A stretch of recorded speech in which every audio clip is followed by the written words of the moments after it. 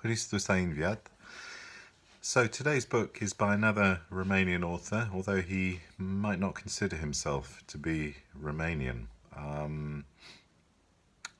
His name is Elie Wiesel, Elise Wiesel, and he won the Nobel Peace Prize in 1986. The book I want to talk about is his memoir of his dreadful wartime experiences, Night, which was published in English in 1960. In fact, the translation, the Penguin translation, is by his wife, Marion. It recounts his deportation from the town of Sighet, which is in Maramuresh in the north of Romania, to Auschwitz and then to Buchenwald with his family and the horrors that occurred. It is a short text.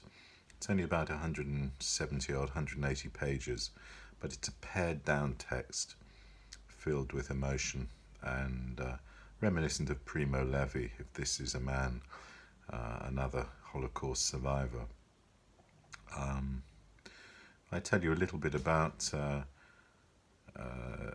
where he was. He was born in Sighet into a Jewish family, and at that time in 1944 there were something like 10,500 Jews living in Sighet, about a third of the population at that time.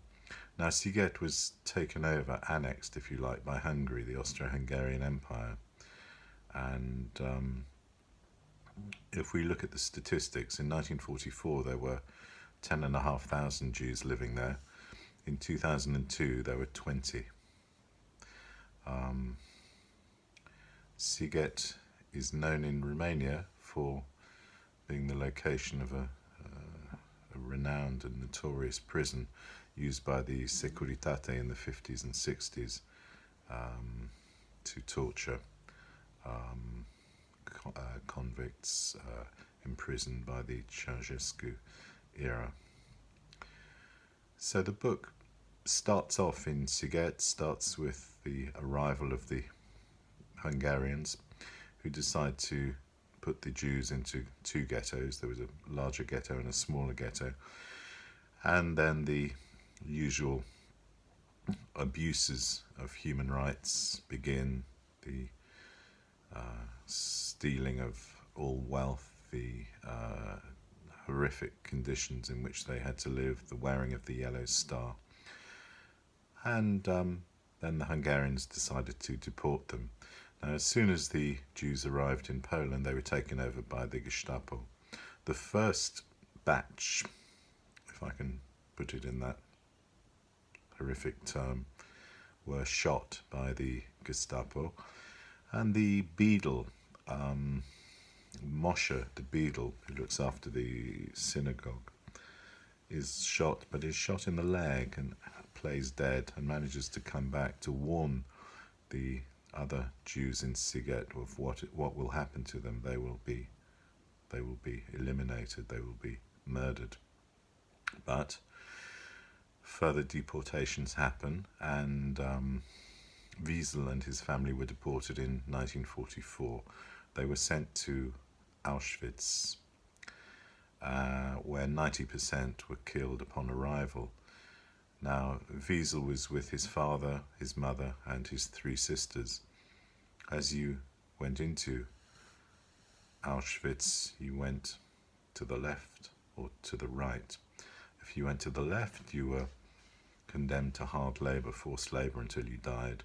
If you went to the right, you were killed outright. Sadly, his mother and younger sister were sent to the right and to an immediate death in the gas chambers. He, his father, and his two sisters were sent to do forced labour, and he managed to stay with his father for much of their time in imprisonment. The story, which I won't relate because the horrors of the Holocaust are for you to read, not for me to tell you, but he manages to survive with his father looks after his father. He takes over the role of father, if you like, because his father Shlomo is unwell. And gradually, as the Soviets advance on Poland, the Gestapo decide to move the camp to Buchenwald. Buchenwald, the other concentration camp near Weimar in the center of Germany.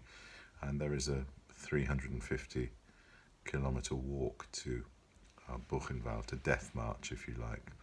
Now, on the walk, his father becomes ill, catches dysentery, and when they arrive at Buchenwald, is ultimately beaten to death by the guards as his son lies in the bunk above, listening and keeping silent in case he arouses their attention and is beaten to death himself. So it is an horrific historical account which becomes a work of fiction, and some people criticize Wiesel for fictionalizing his historical account. He himself called it a deposition, which I think is a very good term, very good way of describing it. He describes the change in your character if you're placed in these extreme situations. The stronger he needs to be, the weaker his bonds become with other people. And he talks about the guilt of survival, which is a theme which links him with Primo Levi for me. Levi, who wrote some extraordinary books, some very moving books, and ended up committing suicide because of the guilt, what we can call, I think, the guilt of survival, the guilt that people feel who survive these atrocious conditions when others, most of their family, have died. So it's a book about the guilt of survival. It's a book about the death of God, the death of innocence, and the dissolution of the self, or the death of the self. And this comes to a climax. The climactic point, perhaps, of the book is the death of a child who is caught stealing and is hanged, but dies slowly. The weight of the rope is not enough to break his neck. He is strangulated, and everyone in the camp is forced to watch him as he dies. So, Wiesel wrote this book and was encouraged to write the book after his evacuation to France. He was encouraged by François Mauriac, who met him and was very impressed and felt he should be not a standard bearer, but a reporter and make a testament of what he'd experienced. So he wrote a memoir in Yiddish, which was published in Argentina. And that was just short of 900 pages. He wrote the French edition somewhat later, in 1955. And another link with our books we've been talking about, Jérôme Lindon, if you remember, the publisher of Éditions de Minuit, and the publisher of Jean Echenoz, Je m'en vais, edited the book, cut it down to about 170 pages, 176 pages, and decided to call it La Nuit, Night. It was translated 5 years later by his wife, Marion, and was published and became a bestseller thereafter. Wiesel himself moved to the United States, discovered miraculously that his two sisters had survived their ordeal in Auschwitz, and they also went to the States, and one later went to live in Canada. He had been a journalist in France. He became a literary figure of renown in the United States, a professor, loved teaching, lecturing, talking about literature, and taught at Boston for many years. Received the Nobel Prize in 1986 and died in 2016, so just some 4 years ago.